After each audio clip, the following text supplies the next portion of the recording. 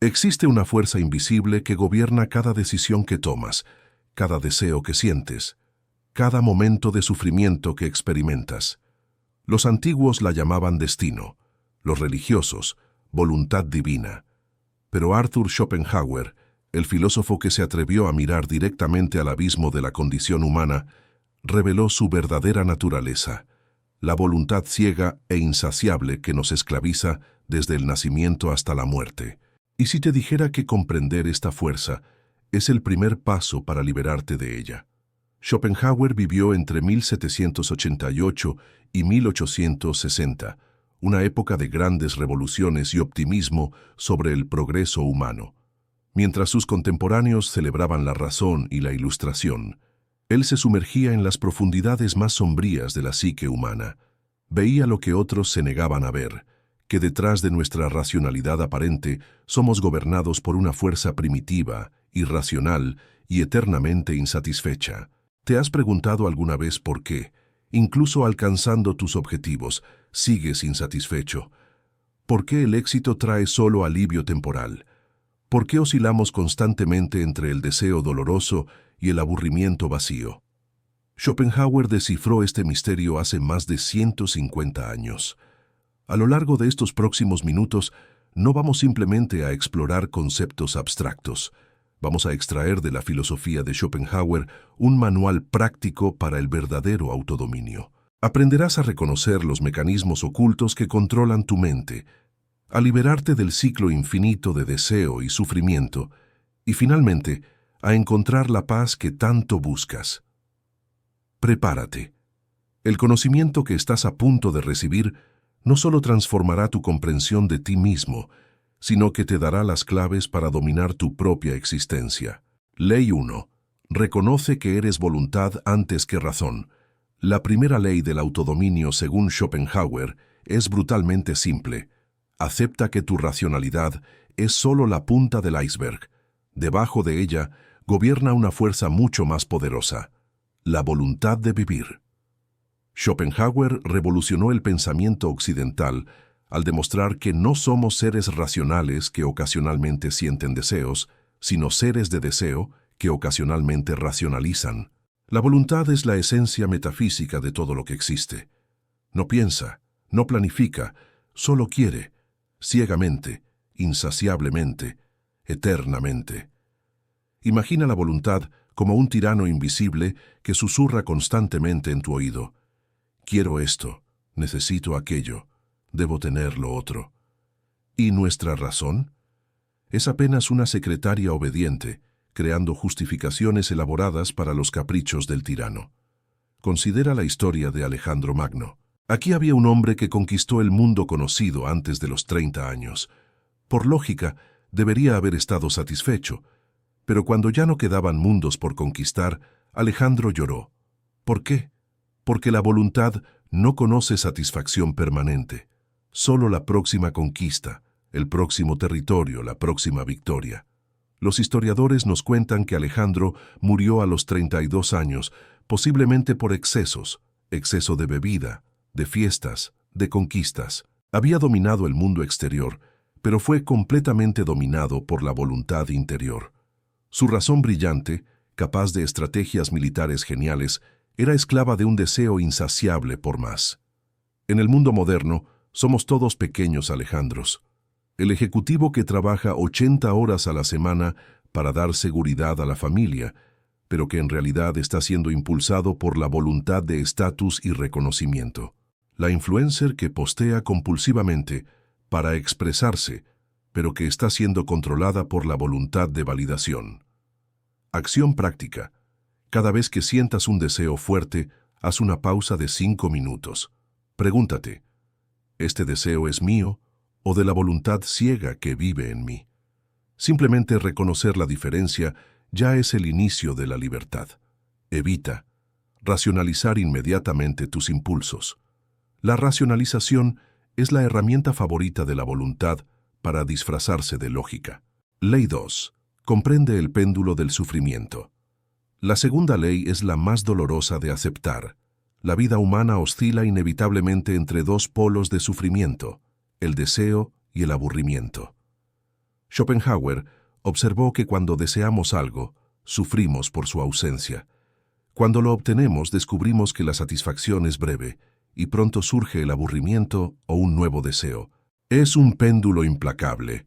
Necesidad dolorosa de un lado, vacío tedioso del otro, con solo breves momentos de satisfacción en el medio. Él llamó a esto el péndulo de la existencia humana. Y la mayoría de las personas viven toda la vida sin darse cuenta de que están siendo balanceadas por él, creyendo que el próximo objeto de deseo finalmente traerá la felicidad duradera. Miremos el mito del rey Midas. Cuando recibió el poder de transformar todo lo que tocaba en oro, Midas pensó que había encontrado la felicidad eterna. Pero rápidamente descubrió el horror de su bendición. Hasta su propia hija se transformó en oro frío. Lo que deseaba ardientemente se convirtió en su maldición. Midas representa a cada uno de nosotros cuando perseguimos obsesivamente algo: dinero, fama, la relación perfecta. Obtenemos lo que queremos solo para descubrir que el oro no sacia el hambre del alma. Y entonces, desesperadamente, comenzamos a desear otra cosa. Observa el ciclo en las redes sociales. Posteamos algo esperando likes y comentarios, deseo doloroso. Obtenemos alguna respuesta, satisfacción breve. Después viene el vacío cuando pasa la dopamina, aburrimiento. Entonces necesitamos postear nuevamente. Es el péndulo de Schopenhauer en la era digital. Acción práctica. Mantén un diario del péndulo. Por una semana, anota tus principales deseos y cómo te sentiste al obtenerlos o no. Comenzarás a ver el patrón. Evita creer que esta vez será diferente. El patrón solo cambia cuando dejas de alimentarlo. Ley 3. Practica la negación de la voluntad a través de la contemplación estética. La tercera ley ofrece la primera llave de la libertad. A través del arte y la contemplación estética, podemos escapar temporalmente de la tiranía de la voluntad. Schopenhauer descubrió que cuando contemplamos verdaderamente una obra de arte, un paisaje sublime o cualquier objeto de belleza pura, algo extraordinario sucede. Olvidamos momentáneamente de nosotros mismos. La voluntad se calla. No deseamos poseer lo que contemplamos, simplemente existimos en pura percepción. En esos momentos ya no somos esclavos del tiempo, del deseo, de la necesidad. Tocamos lo que Schopenhauer llamó conocimiento puro, una forma de conciencia libre de la voluntad. Se cuenta que Beethoven, en los últimos años de su vida, cuando estaba completamente sordo, continuaba componiendo sus obras más sublimes. ¿Cómo era posible? Porque a través de la música había encontrado un portal hacia más allá de la voluntad individual. Imagina a Beethoven en su estudio silencioso, incapaz de escuchar las notas que escribía, pero conectado a algo mucho mayor que sus oídos físicos. En la creación de la Novena Sinfonía, ya no estaba siendo Beethoven, el hombre lleno de deseos y frustraciones. Era pura creatividad, puro espíritu contemplativo. En el mundo moderno, hemos perdido casi completamente esta capacidad. Visitamos un museo tomando selfies, escuchamos música mientras revisamos mensajes, vemos películas pensando en lo que haremos después. Nunca realmente contemplamos. Acción práctica. Dedica 15 minutos diarios a la contemplación pura. Elige una obra de arte, una música, o incluso un árbol. Mira sin querer nada, sin juzgar, sin desear. Solo observa hasta sentir que tú y el objeto se han vuelto uno solo. Evita la contemplación multitarea. La liberación solo viene con atención total. Ley 4. Desarrolla la compasión a través del reconocimiento de la unidad del sufrimiento. La cuarta ley nos revela la paradoja. Reconocer que todos los seres sufren de la misma forma es el camino hacia la verdadera compasión y, a través de ella, hacia la liberación personal. Schopenhauer se dio cuenta de que la voluntad no es individual, es una fuerza única que se manifiesta en todos los seres. Cuando comprendemos que el sufrimiento del otro es fundamentalmente idéntico al nuestro, la ilusión de la separación se desvanece. La compasión surge naturalmente, no como sentimentalismo, sino como reconocimiento de la verdad metafísica. La leyenda cuenta que Buda, a un joven príncipe Siddhartha, vivía protegido en un palacio, ignorante del sufrimiento del mundo, hasta que un día, saliendo del palacio, encontró sucesivamente a un anciano, un enfermo, un muerto y una asceta. En ese momento, comprendió que toda la existencia está sujeta al envejecimiento, a la enfermedad, a la muerte. Pero la percepción revolucionaria de Siddhartha no fue solo que él también sufriría, fue que todos los seres, sin excepción, comparten ese destino. Esta comprensión no lo deprimió, lo liberó. Vio a través del velo de la individualidad y encontró la compasión universal. Cuando tu compañero de trabajo actúa de forma irritante, recuerda, está siendo impulsado por la misma voluntad ciega que a veces te controla. Cuando alguien en las redes sociales postea algo que consideras fútil, reconoce, es la misma necesidad desesperada de validación que todos sentimos. Acción práctica. Cuando sientas ira o juicio hacia alguien, haz este ejercicio mental. Esta persona sufre como yo sufro. Esta persona desea ser feliz como yo deseo ser feliz. Esta persona es controlada por la voluntad como yo soy controlado. Evita la falsa compasión que es solo sentimentalismo o superioridad moral disfrazada. Hasta aquí hemos establecido los pilares fundamentales de la liberación según Schopenhauer.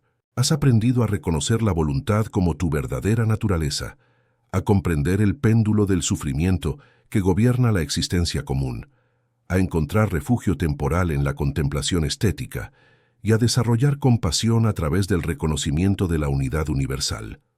Pero esto es solo el fundamento. Ahora, adentramos el territorio de las prácticas avanzadas, los métodos que Schopenhauer consideraba capaces no solo de proporcionar alivio temporal, sino de conducir a la verdadera transformación de la conciencia. Las próximas leyes no son para quienes buscan consuelo fácil, son para aquellos que tienen coraje de cuestionar la propia naturaleza de la realidad. Ley 5. Practica el ascetismo inteligente. La quinta ley es la más radical. Para dominar completamente la voluntad, se debe aprender a negar conscientemente sus impulsos más fundamentales. Schopenhauer no predicaba el ascetismo por moralismo religioso, sino por pragmatismo filosófico. Observó que los grandes sabios, de Jesús a Buda, de San Francisco a los místicos orientales, descubrieron que negar voluntariamente los placeres de la voluntad era paradójicamente liberador. El ascetismo inteligente no es masoquismo. Es el reconocimiento de que cada vez que decimos sí a un impulso de la voluntad, fortalecemos sus cadenas sobre nosotros. Cada no consciente es un acto de rebelión contra nuestra propia esclavitud. San Francisco de Asís nació en la riqueza y podría haber vivido una vida de placeres constantes, pero a los 25 años experimentó una transformación radical. Renunció a todo, riqueza, estatus, incluso ropas elaboradas, y descubrió una forma de felicidad que sus contemporáneos consideraban imposible. Pero Francisco no era un masoquista triste. Los registros históricos muestran que irradiaba alegría contagiosa. Había descubierto el secreto. Cuando dejamos de alimentar la voluntad con satisfacciones constantes, pierde su poder sobre nosotros. La felicidad que emerge es independiente de las circunstancias externas. En el mundo de la gratificación instantánea, el ascetismo inteligente puede comenzar pequeño. Ayunos conscientes, periodos sin redes sociales, momentos deliberados de incomodidad. No por autocastigo, sino por autofortalecimiento. Acción práctica. Elige un placer pequeño pero constante. Café, dulces, entretenimiento, y renuncia a él por una semana. Observa cómo protesta la voluntad, entonces observa cómo, gradualmente, te sientes más libre. Evita el ascetismo extremo sin preparación. Como un músculo, la fuerza de voluntad debe desarrollarse gradualmente. Ley 6. Cultiva el conocimiento filosófico como liberación. La sexta ley establece que el conocimiento verdadero no es información, sino transformación. Comprender profundamente la naturaleza de la realidad nos libera automáticamente de sus ilusiones. Para Schopenhauer, La filosofía no era un ejercicio intelectual, sino una forma de terapia existencial. Cuando comprendemos realmente, no solo intelectualmente sino visceralmente, que el mundo es representación y que la voluntad es ilusión, algo fundamental cambia en nuestra conciencia.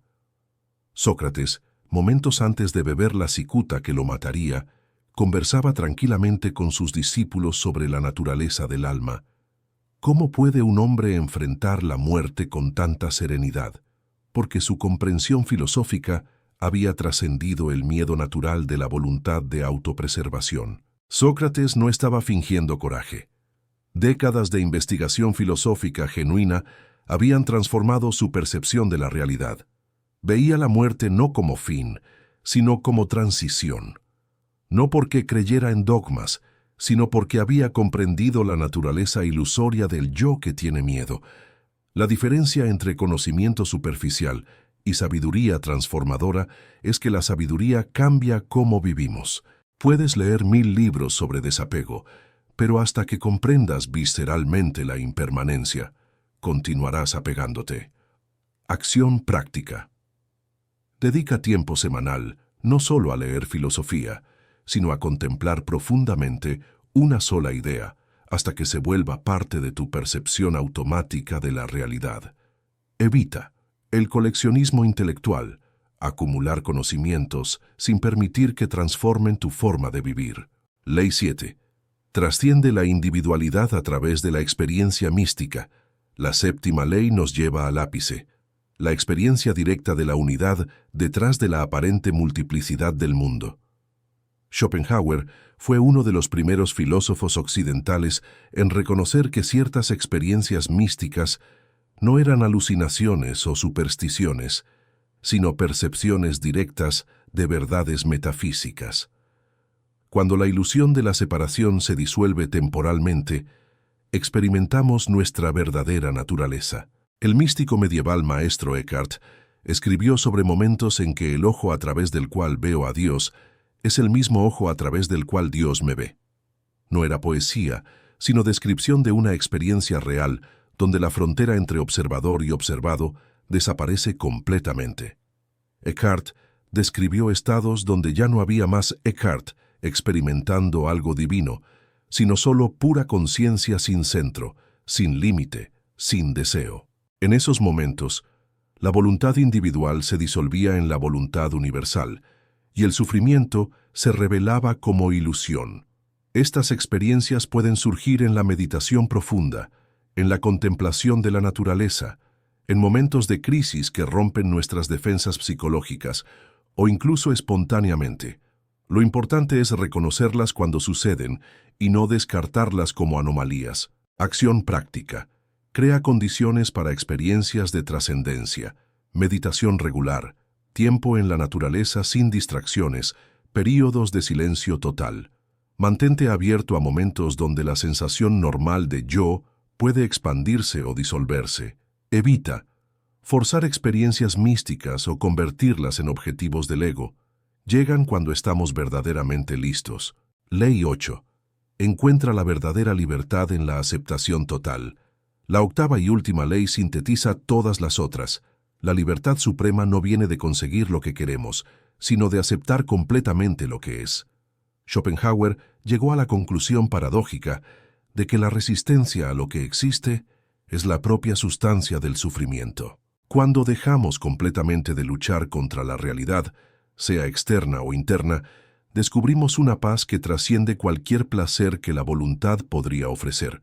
Marco Aurelio, emperador del mundo más poderoso de su época, enfrentó plagas, guerras, traiciones y pérdidas personales devastadoras.